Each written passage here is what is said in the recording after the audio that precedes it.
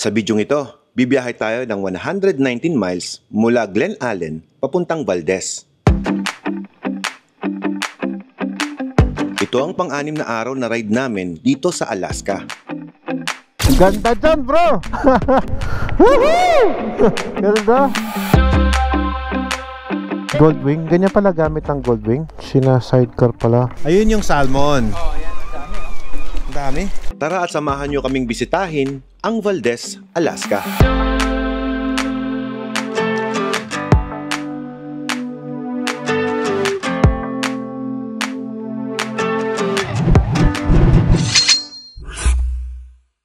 Day 6 of our tour. Let's go. Pupunta kami ngayon sa Valdez. We're just going to Subway to buy bread. Sabi nila marami daw pwedeng gawin doon compared dito. Kasi parang seaward daw yung lugar na yon, yung sa Mile Zero. At hindi pa tayo nakarating doon. Sabay-sabay nating alamin kung ano nga ba ang meron sa Valdez. Ano kaya ang pinagkaiba ng Valdez sa seaward? Subway muna tayo, brother. Oh, you really buy something for me? Thank you, Derek. I already have one. Okay na yan, it's just enough for us. Don't buy anymore. After 20 minutes of waiting, biyahe na tayo. Si Santa Claus nasa harap natin eh. Nagaling sila magpatigil dito eh. Malayo pa lang, papay-stopin na nila eh. Tapos may nagga-guide pa, no? Galing.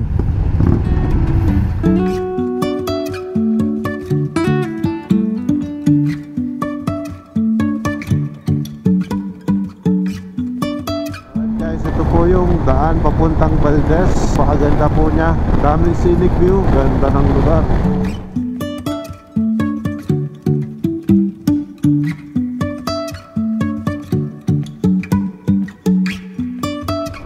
Weather update, it's plus 21 degrees Celsius. It's getting cold na dito ah. Sobrang laki ng bundok. Yung mga yelo sa taas. Ganda ng lugar, nakakaantok sa ganda. Ang galing guys, surrounded kami ng bundok na puno ng yelo. Pero hindi naman ganun kalamig. Saktuhan lang.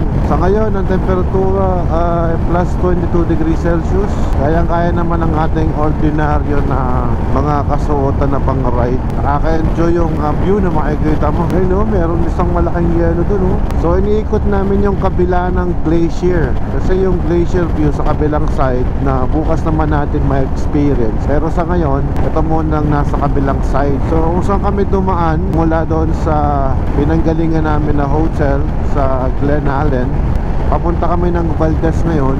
So ito ay 100 miles away lang. Medyo malapit. Kaya mabagal lang itakbo namin. Saktuhan lang. Ang ganda ng bato. Biniyak. Ganda rin ng panahon. Kahit na alas 12:15 na ng umaga, wala kang maramdamang init. Take note, summer ito, August week. Pero napakalamig pa rin. Bali pag umovertake tayo sa mga sasakyan, medyo dapat hindi alanganin para di sila magagalit. Hindi sila sanay sa gitgitan eh. Woohoo! Sarap! Dapat gano'n ang takbuhan eh, sandaan eh. Dati ang Alaska, iniinom ko. Ngayon, minumotor ko na. Oh, mas masarap pala siyang motorin kaysa inumin. Oh, tignan nyo oh. Ayun oh, daming gata sa taas oh. Dapat dito tayo mag-stop ng matagal. Ganda dito.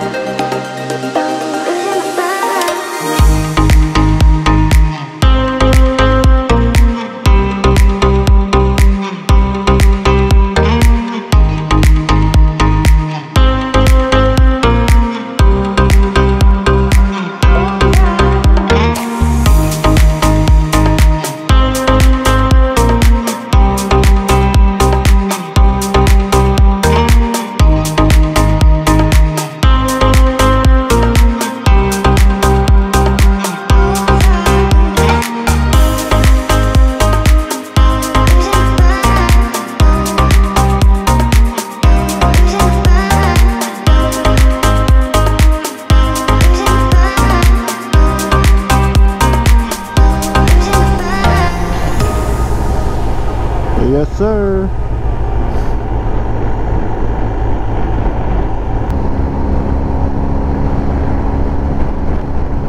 Tumiyelo ang kalalaki oh.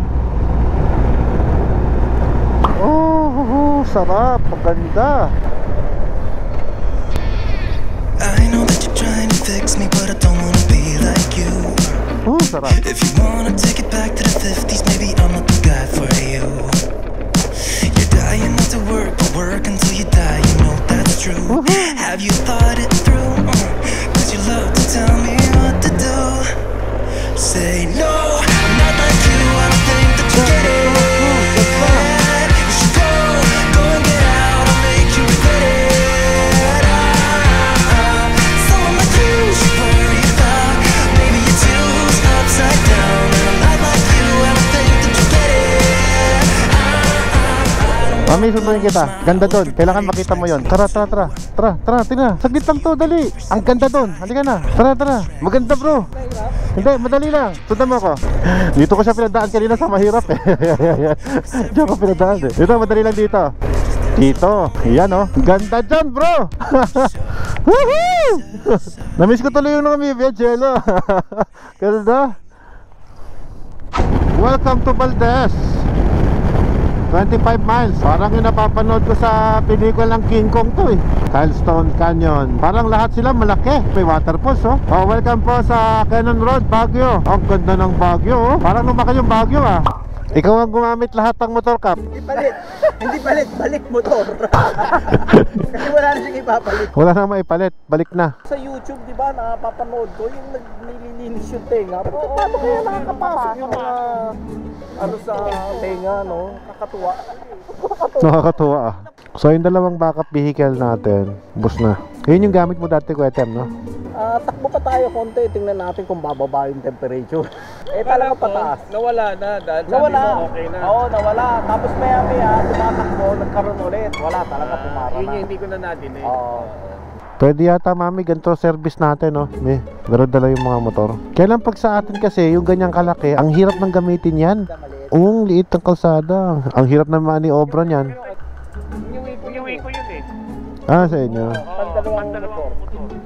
Galing Canada. Canada yun. Tara, iwanan natin si Owen para makabawi ka. Don't worry, Kap, hindi ka namin iiwanan. Ilalagay niya yung box para hindi magkabanggaan eh, no? Pwede pala yung Pelican gawing ganyan, ano? Pelican eh, no? Gun case yan eh. Itong brand niya? Oo, gun case yan. Gamit namin sa gun. Pero mahal din yan. 25k isa. Oo, yung hawak mo na yan. Tutusin mo, 25 plus 25, 50k. Parang doon ka na sa original na ano, yung pang ride talaga. Sa bagay, mahal din kasi yung mga ganong boxes. Kap, check mo nang maigi yan. Baka bumigay pa yan, maglalakad na. Pag bumigay yan, diretso ka doon sa ano, sa RB. May 3 ride pa yata, dalawang ride. Sarap ka, Kap, sarap ka. Hindi kasi yung mga 1250 ng GS, German na yan eh. Ay ang mga 850, 750, Thailand na yan. Kaya nga ang mura niyan eh. Pansinin mo yung XR na 900cc, 900,000 lang. Pero kapag nag 1,000, sipin mo 100cc lang difference. Papalo siya ng 1.6 million. Basta 1,000cc below ng BMW, Thailand. Pagbaka lang crate niyan, Thailand. 1 week in Thailand. Oh, overtake daw tayo, overtake.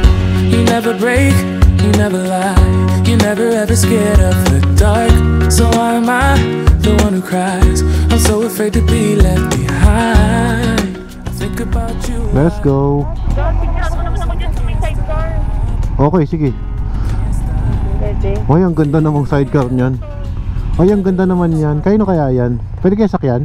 Daddy Honda na ano oh. Goldwing? Goldwing? Ganyan pala gamit ng Goldwing? Sina sidecar pala. Paano kapag sasakay ka dito? Eh para ka rin nakakotse. Ah, may aso sa loob oh. Galing. Ito yung white oh. Wow. Okay, so ngayon pupunta naman tayo sa mga salmon. Silipin natin. Maganda raw eh. Nandito kami ngayon sa may salmon hatchery. Madami daw salmon dito. Ang tawag nila is salmon glutch. Dito lang talaga oh, tingnan nyo. Oh, ay mga salmon may isdang patay no. Oh, ba't patay? Pagkain ng ibon. Ayun yung salmon. Oh, yan, ang dami oh. Ang dami. Bumabalik Ang dami, kung oh. kailan sila kung saan sila binitawan. Ah, ganon. May mga sila yun doon, no? Pag nakita nyo sa actual, iba yung vibe, iba yung feeling. Ang sarap. Saka hindi naman lahat nakarating dito. Alam mo, parang nagiging tong video to para at least para naipasyal ko na kayo dito. And that is something na para sa akin na masarap sa feeling ko. Dahil kahit na magastos si pumunta dito eh. So, kahit paano, di ba? Yung mga unable to go here, at least nabigyan kayo ng konting glimpse ng lugar dito sa Alaska. Ganda. Ano kaya ang pangit dito? Naghahanap ako eh. Okay. Panani! Panani! Spaghetti! Spaghetti! Al dente! In Philippines, we call it pepe. Alright, thank you so much. Okay, so we are 15 minutes away from Salmon Hatchery. Pupunta kami ngayon sa Turo Turo. Mula Pilipinas hanggang dito sa Alaska. We travel 1,000 miles away just to eat Turo Turo in Alaska. So ito pala ay parte na ng dagat. Gagawin natin, iikot tayo doon sa kabila ng dagat na yan. Doon tayo. Ito naman yung No Name Creek. Kaya papangalanan ko na siyang Watermax Creek. Ayan, no name eh. Di ba? No name. So pangalanan ko na. Oh, sige, ikot ako. Ikot lang ako. Akalain mo yung tent of detected ni Google. O, turo-turo ba? Okay ah. Pilipino talaga. Ba? Pilipino ka. Yan. Itong kawali. Iyan oh. Sarap. May lumpia. Nakakatulog si kabayan. Nakapagod siguro. Oh, welcome to Valdez Harbor. Uy, ganda dito ah. Dito pala maraming kainan no. Valdez Harbor. Taga rito ka pala mami. Valdez ka eh. Dami ditong kainan ah. Polar Alaska. Ba't ka tinawag na Pat Mermaid yun? Dito kami sa Pat Mermaid. Ito yung in-order ni Ella para sa akin. Yung araw na hindi mo, dahil mo nag Sige. Diet na kami. Yun ang Okay ka lang? Kaya Sa tayo. experience mo? Okay naman. Kaya tayo. Habang mainit pa. Sige. Pasit.